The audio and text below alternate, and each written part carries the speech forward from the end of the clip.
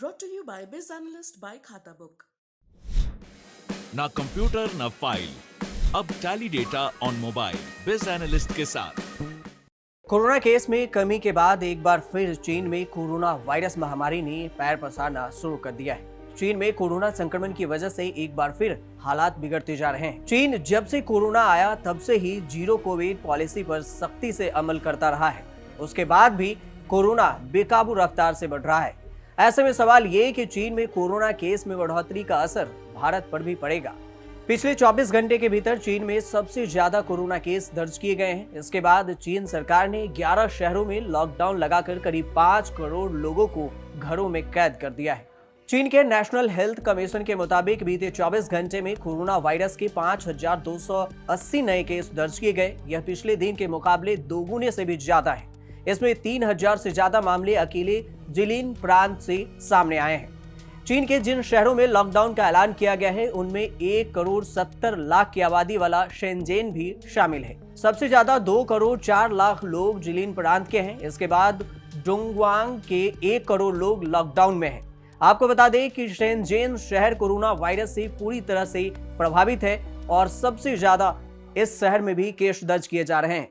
Shenzhen शहर Hong Kong की सीमा से जुड़ा हुआ है। शेनजेन में नए कोरोना संक्रमित मरीजों की संख्या में तेजी से वृद्धि हो रहा है। शहर में 3 राउंड में बड़े पैमाने पर कोरोना टेस्ट किया जा रहा है।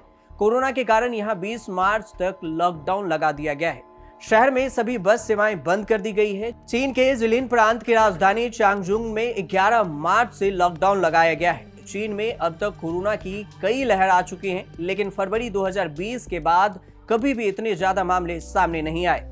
हालांकि इस नई लहर में अब तक किसी की मौत होने की जानकारी नहीं सामने आई है। महामारी के बढ़ते प्रकोप के असर से हांगकांग के शेयर मार्केट में भी 16 मार्च की सुबह 3% से ज्यादा की गिरावट दर्ज की गई। दूसरी तरफ बीजिंग और शंघाई के हवाई अड्डों पर भी दर्जनों घरेलू उड़ानों को रद्द कर दिया गया है। शंघाई समेत कई शहरों में इमारतों को पूरी तरह से सील कर दिया गया है। चीन में कोरोना वायरस के बढ़ते मामलों की वजह से ओमिक्रॉन वेरिएंट को माना जा रहा है। रिपोर्ट के मुताबिक चीन में ओमिक्रॉन के सब वेरिएंट स्टेल्थ वेल्थ ओमिक्रॉन यानी BA.2 की वजह से संक्रमण तेजी से बढ़ रहा है। दिसंबर जनवरी के बीच दुनिया भर में ओमिक्रॉन के कारण संक्रमण तेजी से बढ़ा था, लेकिन चीन में उस वक्त भी हालात काबू में थे। लेकिन अब समझते हैं कि BA.2 आखिर है क्या। यूके हेल्थ एजेंसी के मुताबिक स्टेल्थ ओमिक्रॉन को BA.2 के रूप में जाना जाता है। यह ओमिक्रॉन का सब वेरिएंट है। अध्ययनों से पता चलता है कि मूल ओमिक्रॉन की तुलना में 1.5 गुना अधिक संक्रामक है। कोरोना का यह वही वेरिएंट है जो पिछली बार तीसरी लहर का कारण बना था। मौजूदा वक्त में यह अपने कई रूप में बदलकर सामने आ रहा है। तो वहीं चीन की अर्थव्यवस्था को लेकर भी नामुरा ने कहा है कि चीन की अर्थव्यवस्था फिर से गंभीर रूप से प्रभावित हो सकती है। चीन में कोरोना की स्थिति पिछले 1 हफ्ते में खतरनाक गति से खराब हुई है। प्रकोप अब महत्वपूर्ण आर्थिक खतरे के साथ चीन के करीब हर हिस्से में पहुंच गया है। तो वहीं शंघाई के वायरोलॉजिस्ट ने चेताया है कि यह समय झूठ बोलने का नहीं है, बल्कि महामारी के खिलाफ रणनीति बनाने का है।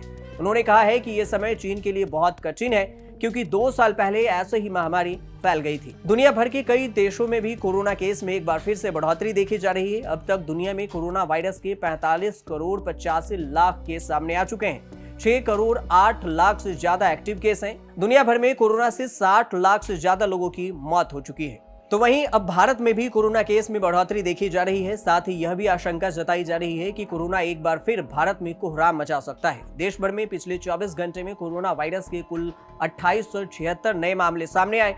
इसके साथ ही देश में कुल कोविड संक्रमितों की संख्या बढ़कर 4 करोड़ 29,98,938 हो गई है। अब तक कोरोना वायरस से भारत में कुल 5,15,000 से ज्यादा लोगों की मौत हो चुकी है। भारत में कोविड-19 केसों में 12% की बढ़ोतरी हुई है। तो ऐसे में सवाल ये कि चीन में कोरोना केस में बढ़ोतरी हो रही है, तो क्या इसका असर भारत पर भी पड़ेगा?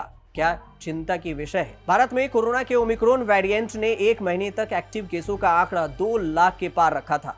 इस दौरान भारत में ओमिक्रॉन के 2 सब वेरिएंट देखे गए, जहां एक वेरिएंट BA.1 ओमिक्रॉन का आधारभूत सब वेरिएंट था, वहीं दूसरा variant BA.2 stealth Omicron variant था। स्टेल्थ ओमिक्रॉन वेरिएंट को दुनिया के 60 से ज्यादा देशों में डिटेक्ट किया गया है। इन देशों में तब दक्षिण अफ्रीका से लेकर ब्रिटेन, डेनमार्क और भारत भी शामिल था। दूसरी तरफ इस दौरान कई देशों में डेल्टा और ओमिक्रॉन वेरिएंट का मिला जुला स्वरूप डेल्टा क्रोन भी तबाही मचा रहा था। यानी फिलहाल स्टेल्थ ओमिक्रॉन के अलावा जिस एक वेरिएंट से चीन में संक्रमितों की संख्या बढ़ने की आशंका जताई जा रही है, वे दोनों के ही स्वरूप भारत को प्रभावित कर चुके हैं। इसके चलते चीन में आई कोरोना की लहर से भारत में प्रभावित होने की आशंका बहुत ही कम है। इसकी पहली वजह है डेल्टा और ओमिक्रॉन के खिलाफ भारतीयों में पैदा हो चुकी प्रतिरोधक क्षमता। चीन जैसे शहर में कोरोना की लहर आने के बाद भारत में इसकी संभावना कम इसलिए भी है क्योंकि भारत की लगभग 100% आबादी कोरोना वैक्सीन लगवा चुकी है और गंभीर संक्रमण के खतरे से सुरक्षित है। गौरतलब है कि इससे पहले कई स्टडी में दावा किया जा चुका है कि संक्रमण से मिलने वाली इम्यूनिटी और टीकों से मिले इम्यूनिटी कोरोना के खिलाफ सबसे ज्यादा कारगर है।